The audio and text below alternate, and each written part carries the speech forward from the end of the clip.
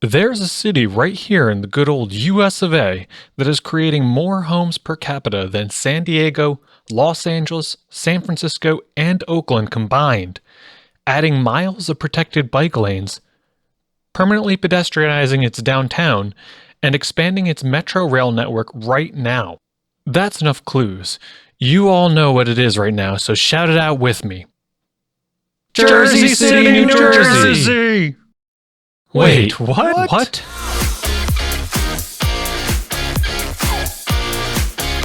I bet you weren't expecting that result, unless you've been fully Jersey pilled. You see, there's a bunch of New Jersey erasure in the media, so very few people could even name a city in the state other than Newark, mostly because of the airport. One of the biggest reasons you'll never see Jersey City on any top lists is because the intense fragmentation of the municipalities in New Jersey. The history of this is pretty interesting and could be worth a future video. Mention in the comments below if you would like to see that.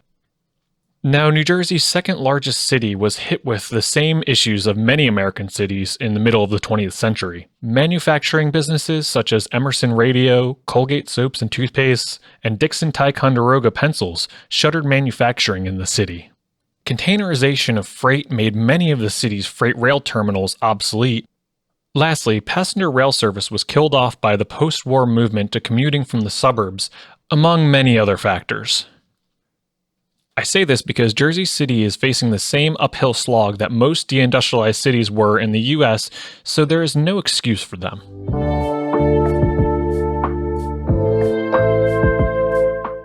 Let's look at where Jersey City is crushing it more than any other city. Housing. And not just any housing, but transit-oriented and walkable housing. Buildings like Journal Square, one of the largest transit-oriented towers, is one of the most notable examples. With over 1,800 rental residences and almost an acre of retail space. Here's the first and the smallest of the three towers that will be built right next to the Journal Square path, a direct train connection to New York City. The tallest of the towers will hit the list of 100 tallest buildings in the United States. And this is not a place without history or development.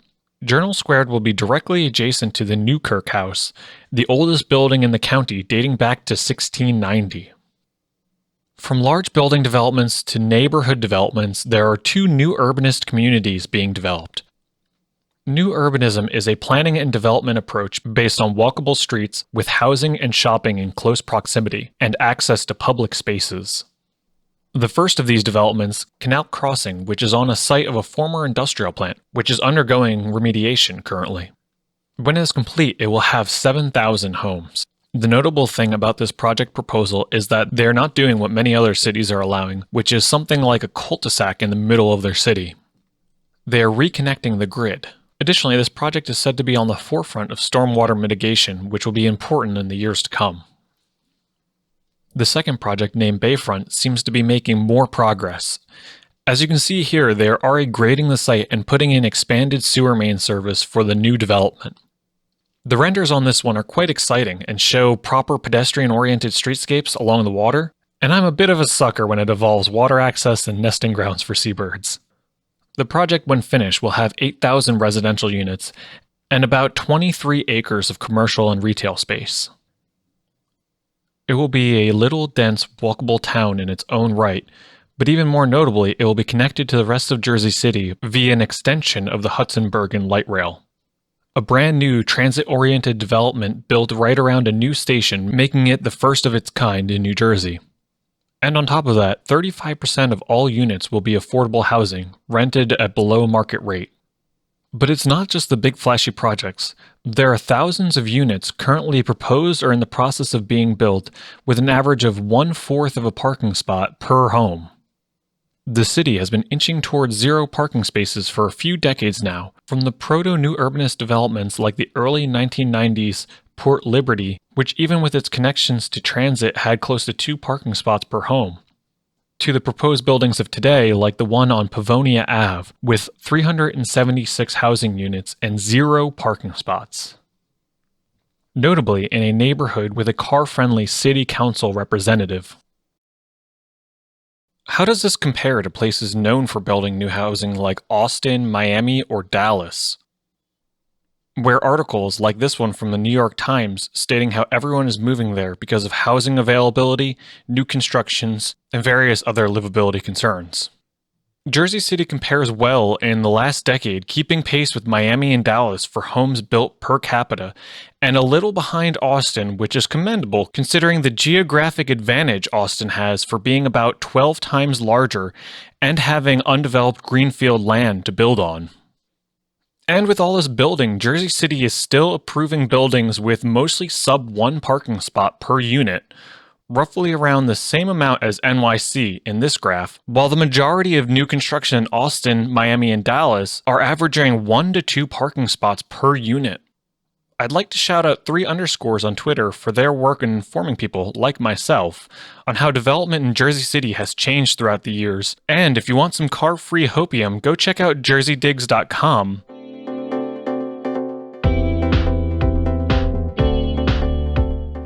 Now let's talk about that transit. Of the regional rail still left in Jersey City, there is the PATH train, which connects Newark, the state's largest city, to Jersey City, the state's second largest city, and New York City, the nation's largest city. Arguably the most important connection between New York and New Jersey. The other regional connector sits on Jersey City's border, the Lackawanna train station, bringing in suburban commuters to ferries, the PATH train, and new business districts in Jersey City and Hoboken. Now all of this has existed for a century or more, but it was only 20 years ago that Jersey City had no metro services, just the regional connectors mentioned. The Hudson-Bergen Light Rail was a major boon for the area and allows for much of the Hudson County Peninsula to get regional connections to Jersey City's main downtown shopping and business neighborhood. And it's still being expanded to this day, continuing the line to the Bayfront development project mentioned before and a handful of proposed infill stops, as well as some moonshot projects which New Jersey Transit is known for proposing, like an extension off to Staten Island, or a northern Hudson County branch. And while we're talking about transit, one of the more novel things about Jersey City is the breweries and distilleries that are accessible by transit. Corgi Distillery on the Hudson-Bergen Light Rail, or Departed Souls on the PATH train, and this is only possible because the transit stops were in former industrial areas, a bonus for serving more than just historically residential areas. I believe that any major city that doesn't already have an existing heavy or light rail metro system should be building one, and it really shows which cities care about their continued development.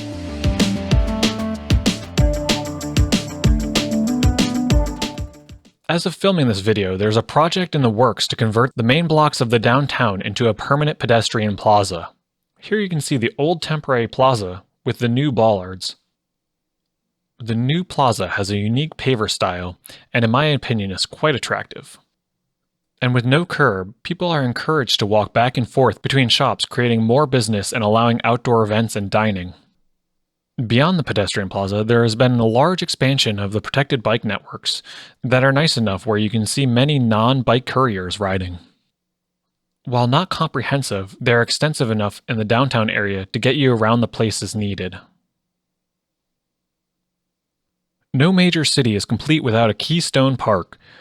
That for Jersey City is Liberty State Park, an enormous riverside park along the Hudson with the best views of the Statue of Liberty, Ellis Island, and New York City, also containing the beautiful Central Railroad of New Jersey train terminal.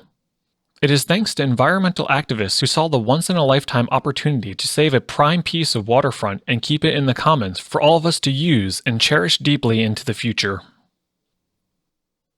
Liberty State Park is close to a square mile of parkland, just a little smaller than Central Park in Manhattan.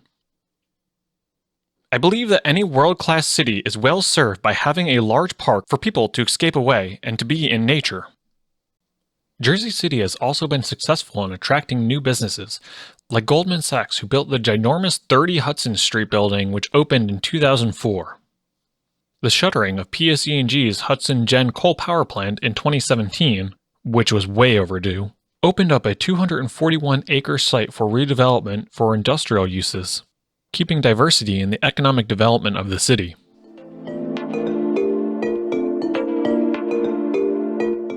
But before getting out of here, we need to talk about where Jersey City still needs to improve.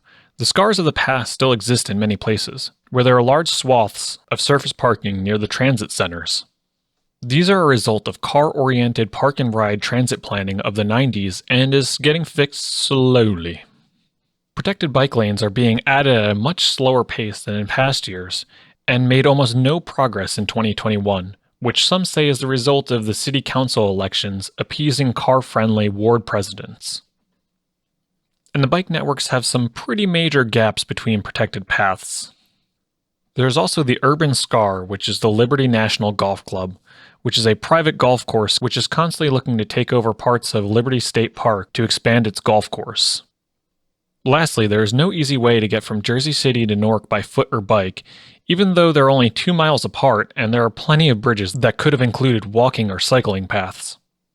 There is also a mighty need for even more transit, which is easy to see if you stand near Hoboken Path train station and look at all of the building-specific transit buses that are arriving. Well, I hope I sold you on the idea of Jersey City and its continued success in its urbanist ambitions. It doesn't really get the respect it deserves, and I hope this helps to change that.